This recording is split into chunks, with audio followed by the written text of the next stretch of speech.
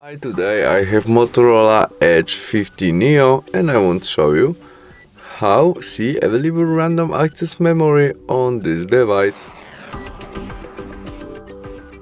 To see that, open Settings application. In it we must activate firstly our development mode. To do that, scroll and choose About Phone selection, and there we must find our build number, which is in device information, and there we must tap sometimes to do it, and confirm entering our develop mode, entering our look screen. Now we are developed and we can go back and choose System in main menu, where we have new additional developer option. We tap on it and there first memory. Now we can read the information about our available random access memory that we have 9.3 GB free.